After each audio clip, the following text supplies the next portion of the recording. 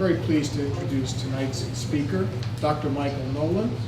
Dr. Nolan is a professor of modern European history at Western Connecticut State University. He obviously specializes in the period that we'll be discussing tonight, and with particular emphasis, I believe, in his career on France and Germany. He's the author of The Inverted Mirror, Mythologizing the Enemy in France and Germany, 1898 through 1914. And it's my pleasure to welcome Dr. Nolan tonight. Thank you. Thank you, everyone. I'm a little overwhelmed. I didn't really expect so many people to be here tonight. I just want to preface this by saying that I realized I was a little bored with the jackets that I had to wear, the choice that I had, so I decided to buy a new jacket. And I realized when I put it on, I also spotted this rather nice purple dress shirt.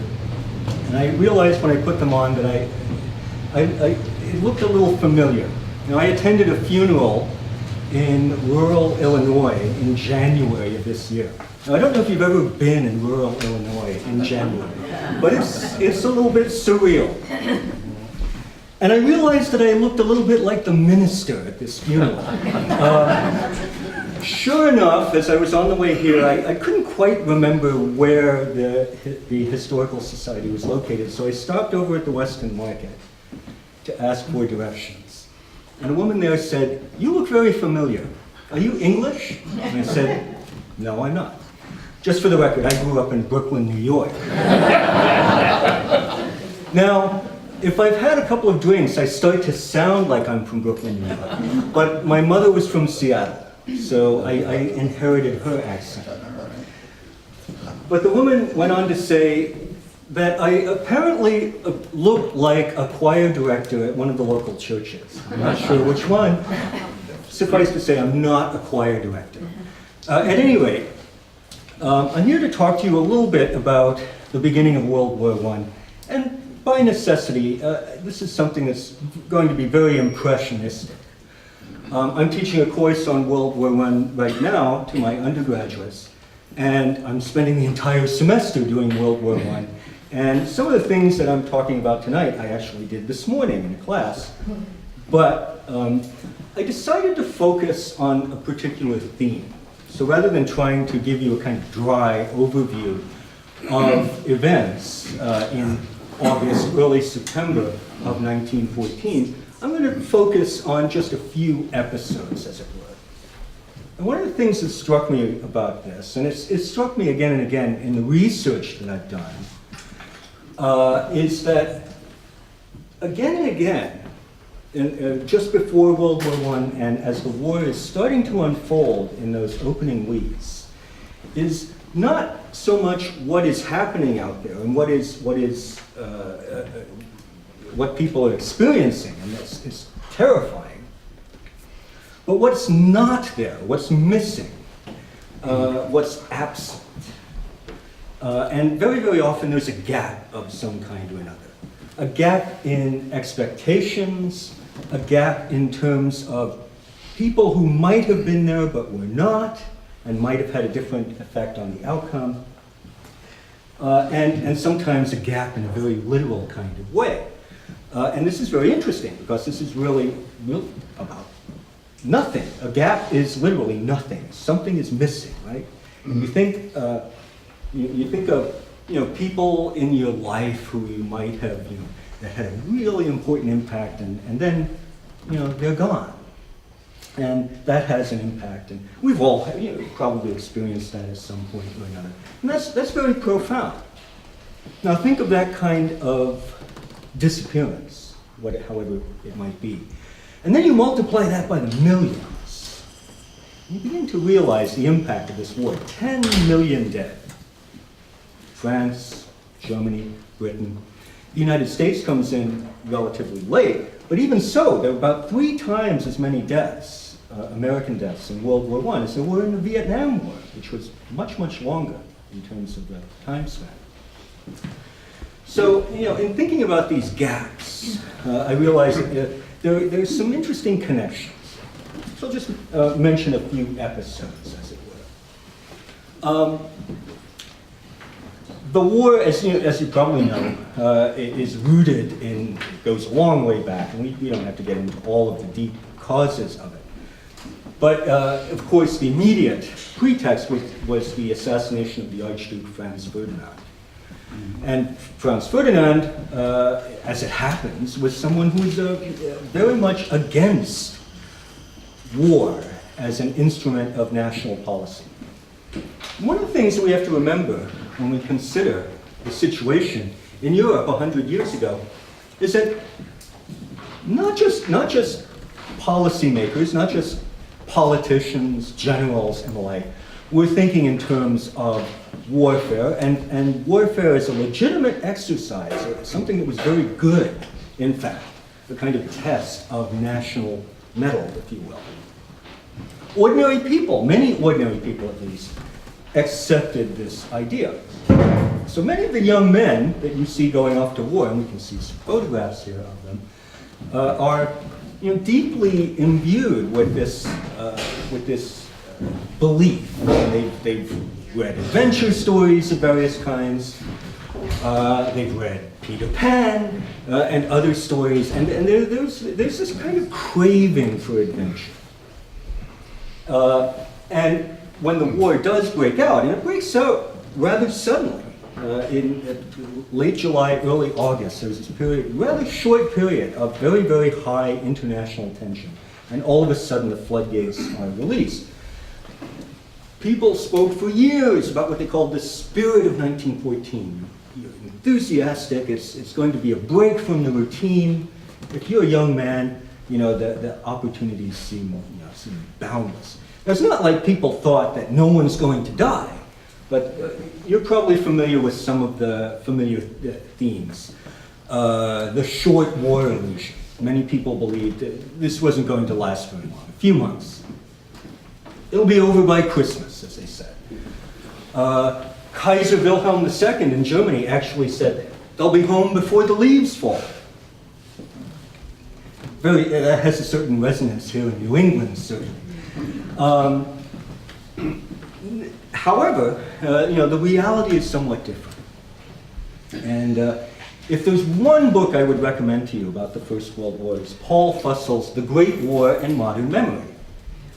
And in that book, which he published close to 40 years ago, he investigates this gap between expectations and reality. What people thought the war was going to be like, and the way that the war actually turned out, which was something very, very different. And much more horrible. And it's something that's, I think, it's difficult for us to put ourselves back in that time. We have to remember that this was a time when people were not used to talking about their feelings. So many of the people who came back from the Great War, many of the young men who, in spite of the fact that maybe only 2 or 3 years had passed, they were much older when they got back from having experienced all of that.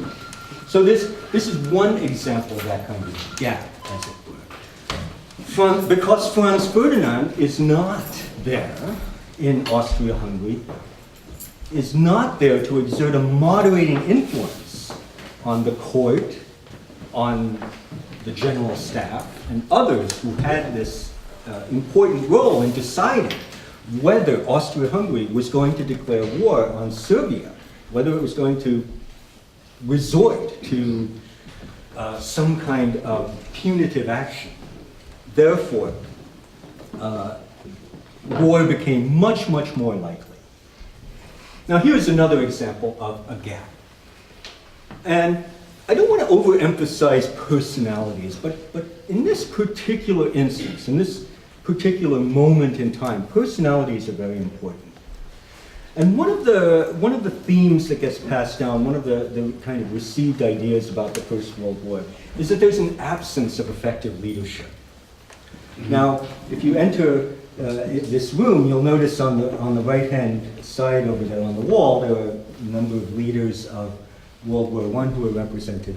Now, we can't blame Woodrow Wilson for the outbreak of World War I. He was horrified by this. He was absolutely convinced this was a major crisis in civilization. But we see a number of other people. We see Kaiser Wilhelm down there below, Woodrow Wilson. We see both King George V, who's in the middle on top, and then there's Tsar Nicholas II down below. And if you have trouble telling them apart, that's because they were cousins.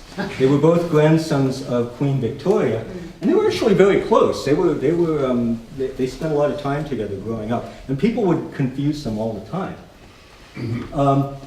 But suffice to say that the leadership in 1914 in virtually all the European countries is simply not very capable in terms of dealing with international crises. In earlier times, there was always someone around, a Bismarck, a Disraeli, what have you, who will get people to sit around a table and talk about the crisis at hand. And they'll probably come to some kind of satisfactory conclusion. That doesn't happen in 1914. And here we have another missing element, as it were, a gap that lies at the cause of this war. But there's a particular one that I find rather interesting. And recent literature has delved into this a little bit. And there's a human element to it that I like very much. And I find rather persuasive in terms of if you have to go to war, why shouldn't it be over a woman? Now, the head of the Austro-Hungarian General Staff was Conrad von Hötzendorf.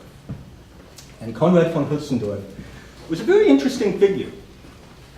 Some historians, going back quite a ways, Cyril Falls, British historian of the First World War, thought he was one of the most brilliant military planners of the entire war.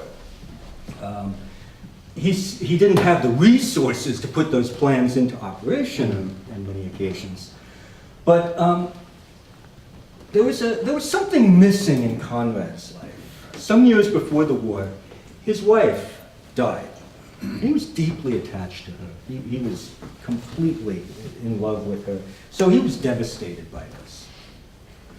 Until he met a young woman less than half his age, named Gina von Reininghaus. Her full name was Virginia, which is very, very unusual in Austria-Hungary in the early 20th century, but she was known as Gina.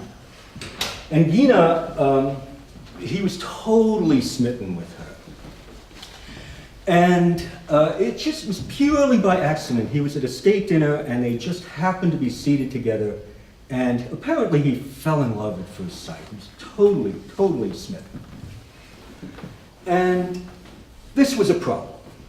Because, well, the Austro-Hungarian Empire was very Catholic, and particularly the court was strenuously Catholic.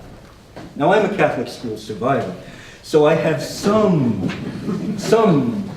familiarity with that kind of thing. But suffice to say that this was very discouraging. On top of everything else, she was married and she had 6 children. So the potential there for a real scandal to her. And he spent much of the rest of his life writing letters to her that he dared not send, because if anyone found them, there might be, the scandal would just be completely over the top. It's a little bit like, say hacking into a cell phone, or obviously, I don't think anyone here would send nude photos of themselves to someone else. I never have. But something very, very similar at that time.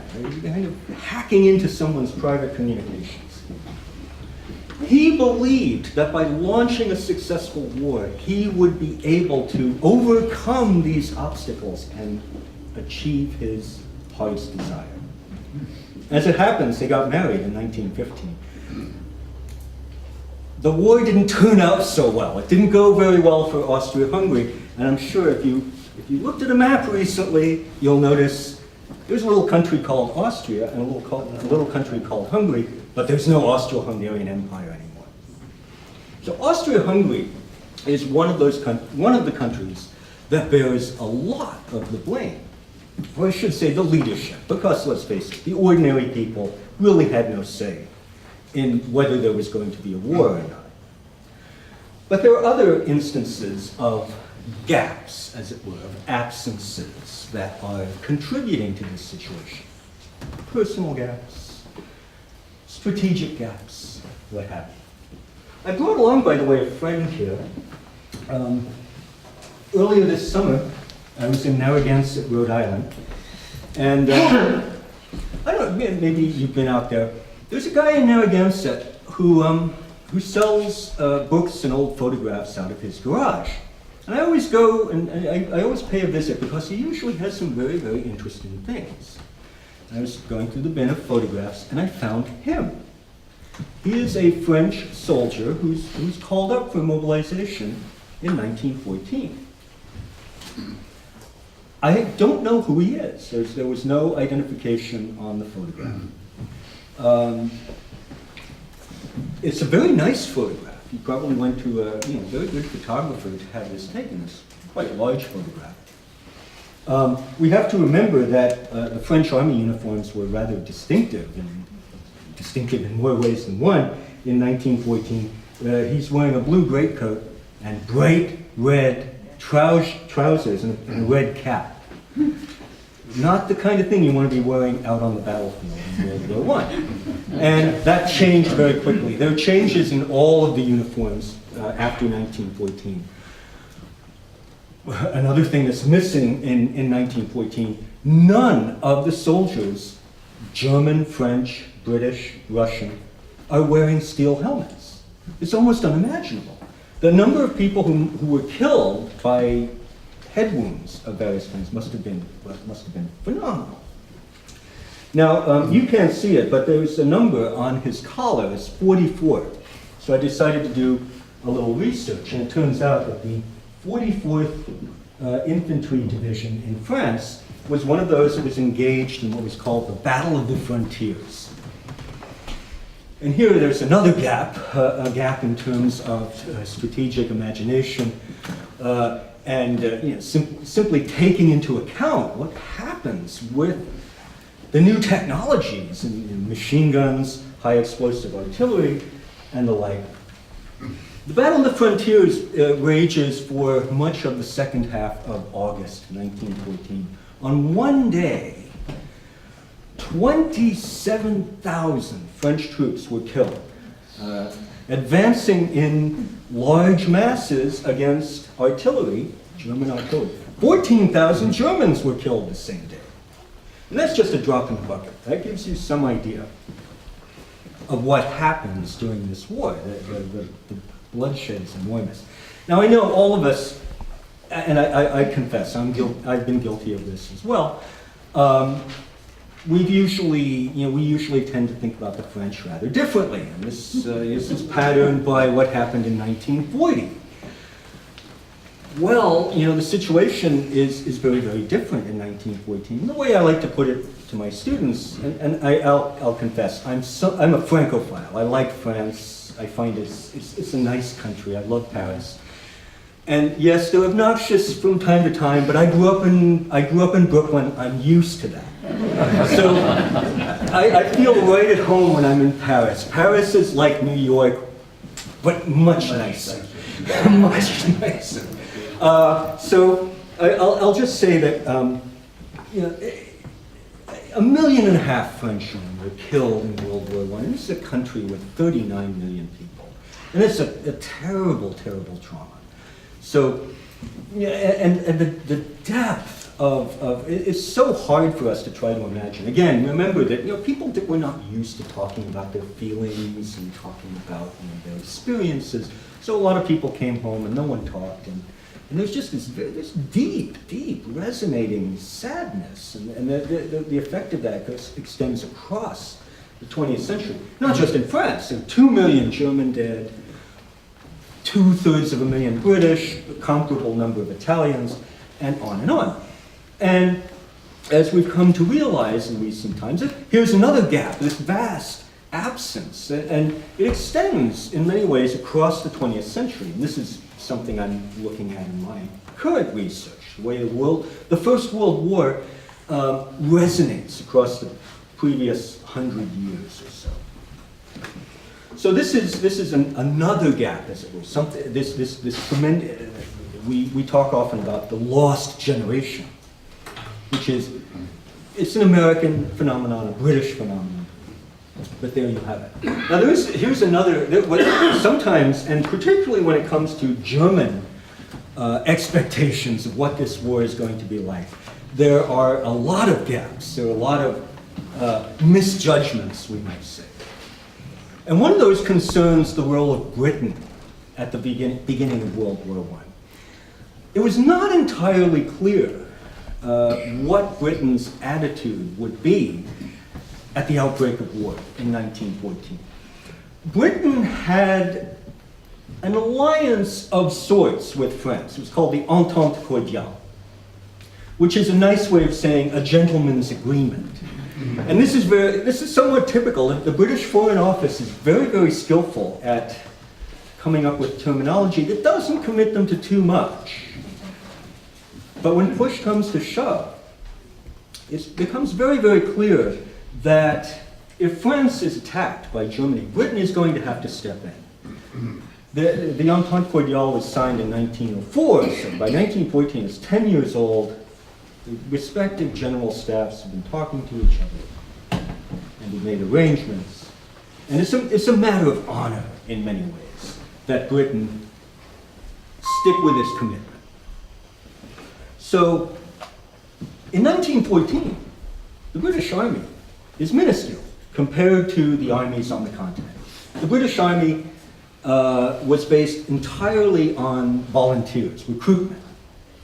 Britain was the only major European power that did not have conscription. They didn't have a draft. So the British Army consisted of about 400,000 regular troops, many of whom served in the colonies in India and Africa and elsewhere. Now, Britain could also draw on large numbers of colonial troops, and as did France during the course of the war. And that's actually a very, very important factor in this war. Hundreds and hundreds of thousands of African, Indian, Southeast Asian, and other troops served in the war as well.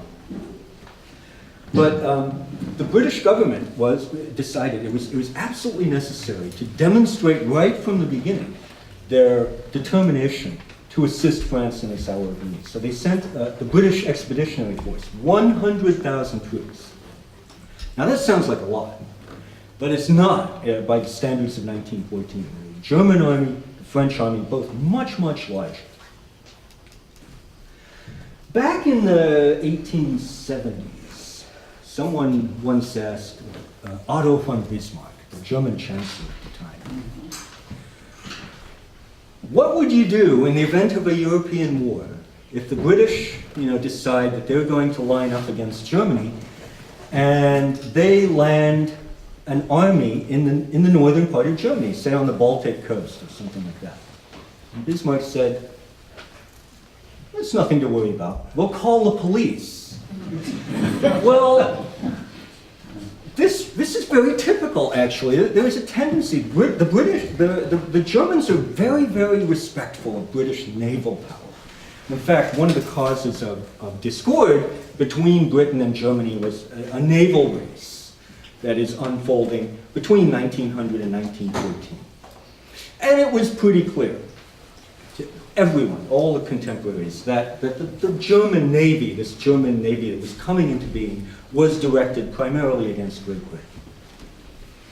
Now, there's some evidence that the tensions were easing a little bit just before 1914 between Britain and Germany. But suffice to say that the German army did not consider the British army to be a major threat. And this was a major miscalculation, because even though there were only 100,000 troops in the British Expeditionary Force, they were professionals, they were highly trained, and there's a long tradition in the British Army, going back at that time, about 200 years or so, in training troops in marksmanship. And I can tell you, I've read a lot of German memoirs of from the beginning of World War I. And again, German officers report about coming into contact with the British. We're thrown in, as the Germans are swarming into France through Belgium. Again and again, these German officers are reporting that the casualties they're suffering are tremendous. They thought that they were coming up against troops who were armed with machine guns, when in actual fact, all they had were rifles, but they were very, very good shots, and they were picking off the Germans like flies. So this was something that really made a big difference, and not least when it came to the big battle. And here I have to point out, we talk about battles in World War I, particularly in the early stages. These aren't battles in the classical sense. These are gigantic slaughters, enormous numbers of troops coming together. You could no longer see the entire battlefield from one place, the way that people, generals and others have done since ancient times. They stand up on a hill and watch everyone killing each other. But when you have armies that are in the hundreds of thousands, the battlefield often extends for dozens, sometimes even hundreds of miles. So it's very, very difficult to tell exactly what's going on. And it's very difficult for the generals, whether it be like Conrad von Hudson in Austria, Helmut von Malka, the head of the German general staff. They're very often located very, very far behind the lines. And another gap that emerges is the gap between the technology that's available, and often that technology has awesome consequences, in particular the weapons technology. But at other times, the technology lags behind the very ambitious war plans, and particularly the German war plans. The Germans don't have many motorized vehicles, for example. So you probably heard of the Schlieffen Plan at some point or other. This is the big German plan for the invasion of France through Belgium in 1914. It's very ambitious. It plays to the strengths of the German army in 1914. Organizational capacity, the attention to detail, shall we say. I've written in the past about national character and stereotypes and the way that these ideas develop. But there's usually an element of truth to certain stereotypes, certain ideas about national character. And the German general staff is very, very good at planning. And so one of the big debates among historians in recent years has been about the Schlieffen Plan. One historian actually argued there actually wasn't a Schlieffen Plan. They didn't really have a plan in 1914. I don't believe that. The outcome of this has largely been, we should call it the Schlieffen-Malka Plan, because Malka made some changes in the plan. Well, this involved moving enormous numbers of troops and trying to coordinate their efforts. And what happens, of course, but just about everything goes wrong. The Belgians weren't supposed to fight back. They did. It's very, very hard to keep to a schedule when people are shooting at you.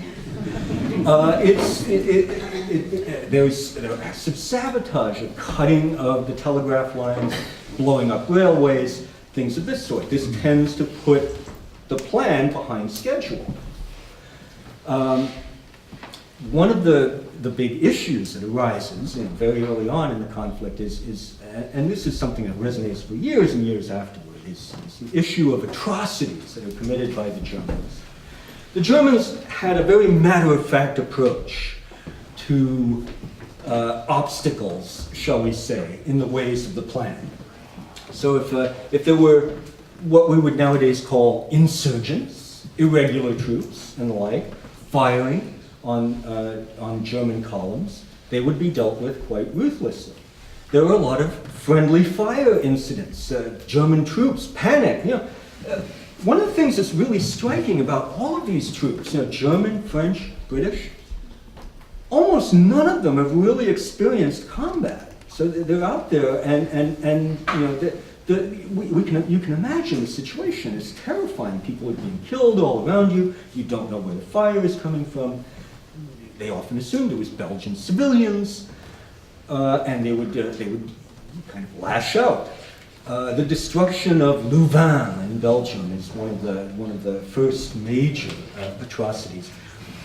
For a very, very long time, it was believed that this atrocity propaganda was either grossly exaggerated or very, very, it was just completely fabricated. Well, two British historians, John Horne and Alan Kramer, a few years ago, delved into this. It must have been very, very difficult because you have to peel away layers of propaganda and press reports and the like and try to get to the reality of what happened. And it's pretty clear that German troops killed something like 2,000 Belgian and French civilians. And and here I want to point out, I teach German history, and there's a lot of openness in Germany about there's a lot in German history that's very, very dark and problematic. But the Germans in World War I were not the Germans of World War II. It's a very, very different situation. Certainly the atrocity propaganda exaggerated to an enormous extent what was going on. And the Germans were on the losing side in many ways in the propaganda battle. The British and the French were ahead of them in that regard. And then, of course, what are they thinking of but American public opinion? They're thinking about Woodrow Wilson, they're thinking. And this is very, very interesting. You see a lot of, there's a lot of difference of opinion in the United States about who's in the right and who's in the wrong. And naturally enough, there are German Americans, Irish Americans, and others who have, very, very different opinions, perhaps, from the American establishment toward the outbreak of the war. There are Jewish newspapers, Yiddish newspapers in New York that are publishing poems like Hoch der Kaiser, Long Live the Kaiser. Why? Because the Kaiser and Germany are fighting against Russia, and Russia is perceived as the anti-Semitic state in Europe. It's really rather striking, of course, given in light of later developments. At any rate, the Schlieffen Plan does not quite develop according to expectations. And one result of that is that they have to make adjustments. There are all kinds of expectations that go along with this. One is the invasion of Belgium itself, which pretty much guarantees that Britain is going to enter the war. And the Germans downplay that probability. There was an assumption that it would take quite a long time for the Russians to get their act together and mobilize their troops because of the lack of adequate railways, equipment, training, and so on and so forth. But the Russians launch an invasion of the eastern part of Germany in August of 1914, and the German General Staff panics. Malka detaches a couple of army corps from the German armies that are advancing on Paris, sends them to the east. Now, it just so happens that the German forces in eastern Prussia, as this area was known, were able to defeat the Russians on their own, so that the troops that were sent from the Western Front arrived after the show was over, so to speak. It didn't work out so well for the Austro-Hungarian Army, and this is another element you often don't hear very much about. The Austro-Hungarian Army is decimated in 1914. In many ways, it never really recovers from the losses it suffers against the Russians. So, right from the very beginning, we can begin to see a kind of constellation developing, a kind of a situation that is very, very unfavorable toward Germany and Austria-Hungary. But at least to begin with, in late August, early 1914, there is this moment in time when it looks like the Germans have kind of regained the initiative. They're right outside Paris, and it looks like they're about to achieve their objective. I'll just mention, actually, by the way, one of the funny things about being an historian is that you tend to become rather attached to people in the past. We don't live in the past. I like to tell people that, you know, that's kind of nonsensical.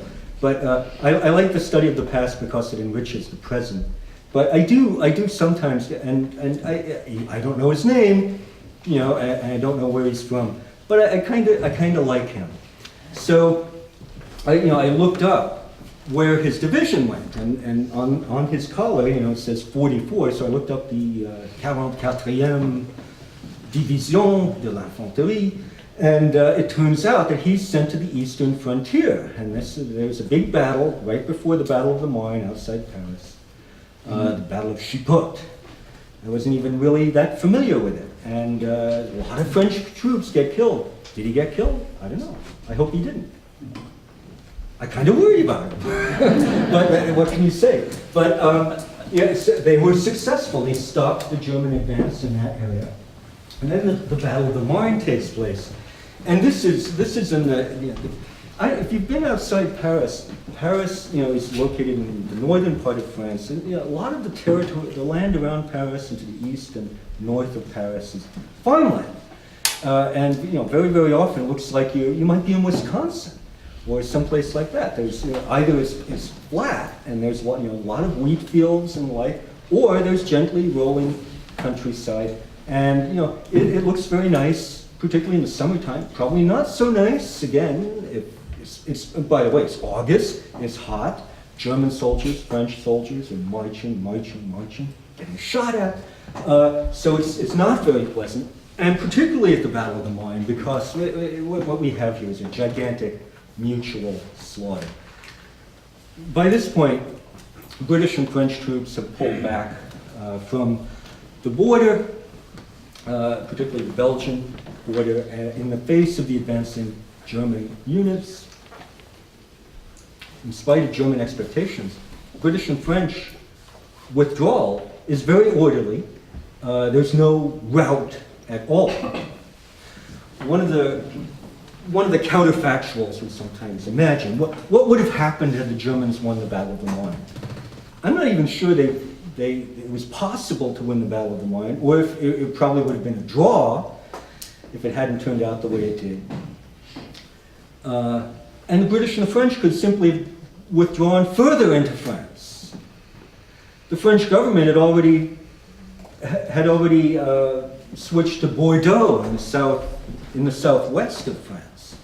So they had already left Paris. So they probably would have just kept fighting. And the plan just didn't take that kind of thing into account.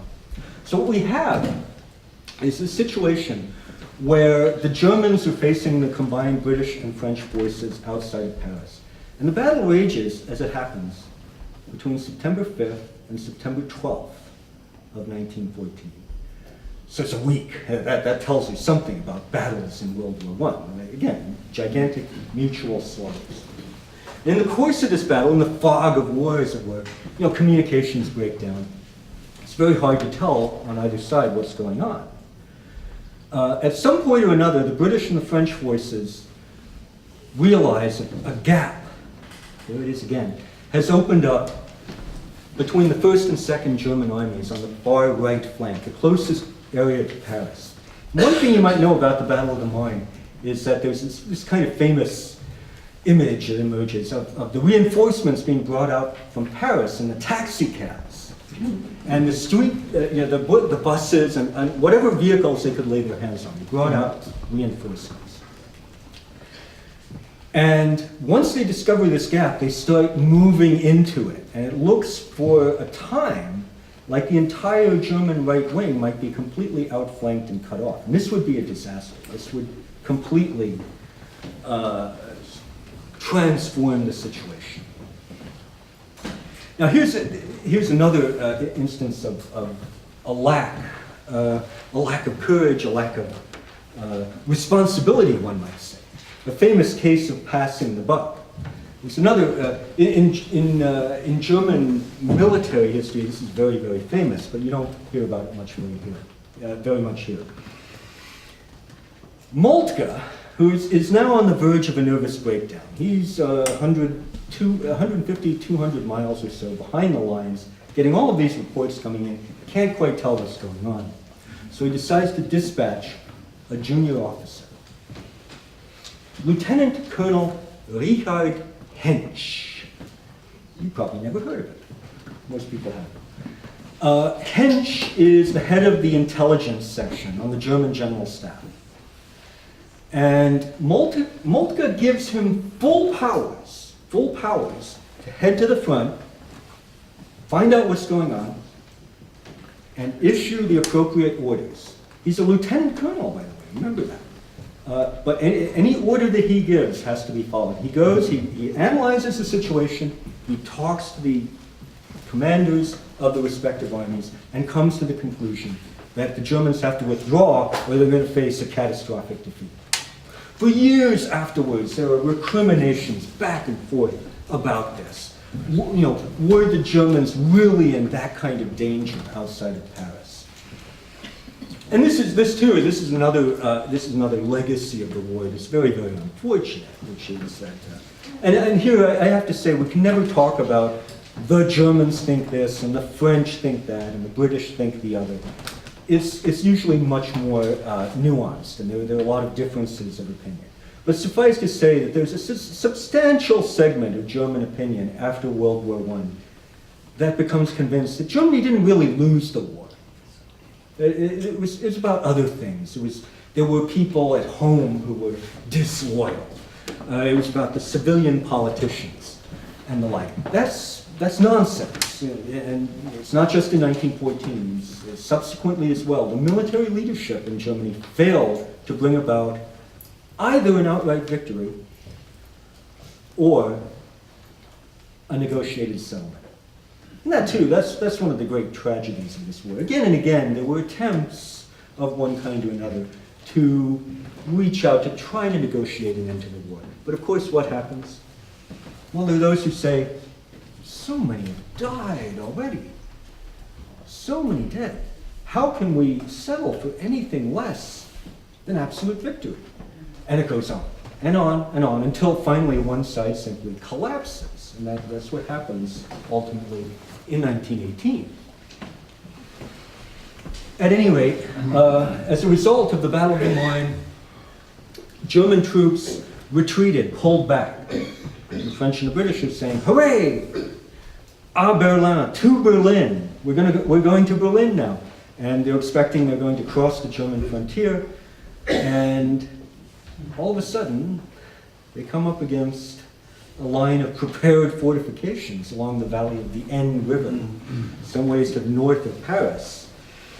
And the Germans had the advantage in this regard. They were able to pick out the best, most defensible positions. And they realized at this point that they were in it for the long haul. So they were prepared to sit tight. The British and the French didn't have that perspective. They thought that this was just a temporary stop, a temporary obstacle, so to speak. And of course, what happens, but they spend most of the next 4 years locked into a stalemate on both sides. There is another episode here that, because the two armies are coming together, there's an attempt to try, on each side, to try to outflank the other side. And this is an episode that, in the fall of 1914. It's called the Race to the Sea. It's not a race to the sea. It's simply a gigantic slugfest, basically, as each army tries to outflank the other, until finally you have a system of trenches extending all the way from the Swiss frontier to the English Channel, 450 miles. And as that system of trenches develops, it's not just straight lines of trenches. There are thousands of miles of trenches. There are support trenches. There are communication trenches.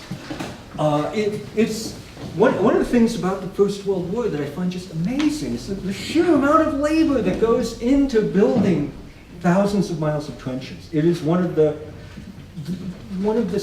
outstanding works of engineering of the 20th century.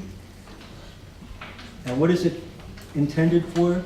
But to kill as many people as possible. Anyway, I see that I'm at the end of my time, so I hope you found that interesting. I'd be happy to answer any questions you might have. Yes? I was just wondering if you had any thoughts regarding anything that any of the major powers in Europe could have done to prevent World War I from breaking out? That's a good question. And, it's funny, 1914 was not a year when people really expected a major international crisis. 1912, 1913 had actually been a period where there were a number of major tensions among the great powers. And the spring of 1913, a lot of people expected there was going to be an outbreak of war. But eventually, cooler heads prevailed. This is something I think that we tend to forget when we look at 1914. Hindsight sometimes isn't 20/20, because a lot of the actors assumed that the war, maybe there was not going to be a war. We'll just do a little saber rattling, as they used to call it in those days, or if there's going to be a war, it will be a limited war, a regional war. It won't draw in all the great powers. Or, there's the short war illusion, the idea that even if there is a general war, it's not going to last very long. Someone's going to have a decisive victory. All of these are possible scenarios. But what happened was the worst case scenario, the one that very few people actually anticipated in its full awfulness. In days of Frankens, the peace and all peace, one of the things that made a deep impression on me was how many, quote, experts disagreed with each other. Yes. But everyone believed them, and none of them really knew anything. And how would you relate that to all the pundits today? Ditto. That is a sore point, isn't it? Yes, there are a lot of people. I think particularly in American society, we have a tendency to distrust credentials, but credentials do mean something. Not everything, believe me, and there are plenty of people who are academics who don't know what they're talking about either. But if someone calls himself an expert, look into that. Try to figure out exactly what that is based on. And certainly, I have journalists in the family, so I have to be careful about this. But a degree in journalism doesn't necessarily qualify you for pronouncing about all kinds of areas of expertise. Yeah. Well, in that same book, Peace to End All Peace, my take on his view of bringing the Ottoman Empire into it was that the Brits really pushed the Ottomans into the other side in order to because they really coveted the Mideast. Would you subscribe to that? Well, there is something to that, and it's very interesting. And he goes into Churchill's involvement in all of this. In 1911 already, the British had effectively established Kuwait as a separate emirate under their protection. But it's not just the British. You often hear about the Sykes-Picot Agreement during the war, which is the Franco-British agreement. But in actual fact, there was a Russian signatory to that as well, the Russian Minister of Foreign Affairs, Sazonov. And Sazonov and the Russians had very wide-ranging ambitions in the Ottoman Empire, not least the actual center of the Ottoman Empire, Constantinople, as they called it in those days, and the Straits. So it's really a Franco-British-Russian agreement. So, and particularly nowadays, I think that this is a real sore point in many places of the Middle East, the role of Britain in the Middle East and in World War I and after. It was actually, I was at an open house at my daughter's school yesterday, and there was a teacher in human geography who brought up an interesting point. It was something I completely overlooked. But apparently when the forces of ISIS were advancing, or ISIL, or whatever you want to call them, were advancing from Syria into Iraq earlier in this summer, they were on Twitter. They actually they had a hashtag, which was Sykes-Picot over. And that's very, very interesting. And people in the Middle East know this history. They know about the long roots of this situation in the Middle East. And I think a lot of us, are just not familiar with that. Other questions? One more. Yes. Would you comment on maybe my impression that this was a war that was a change from normal European wars, which were short, a punch up, maybe some land exchange or some tribute paid, and everybody went home and was happy. To the final time where this is time where it's full conflagration, Yep. and it was a war that we were going to just destroy the opposition.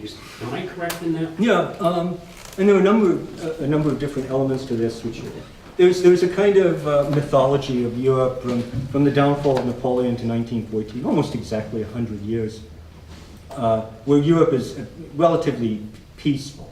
If there are wars, the Crimean War, Franco-Prussian War, what have you, they're relatively short. They don't involve all the great powers, so there's not a general continental European war. Well, the reality is that Europe in many ways is turning that violence outward toward other parts of the world, toward Africa, India, China. China is key to understanding late 19th, early 20th century Europe and global affairs generally. And in many ways, what happens in World War I, you're bringing back the methods of colonial warfare, Maxim guns, artillery, and the like, high explosives. You're bringing them back to Europe, and you're using them against each other. So it's Instead of wars of conquest, yeah. Wars of conquest. Some have argued the first major genocide of the 20th century is the measures that the Germans take against the Herero uprising in Southwest Africa. It was now Namibia in 1907. There's a major uprising, and thousands of the Herero are killed in very deliberate fashion.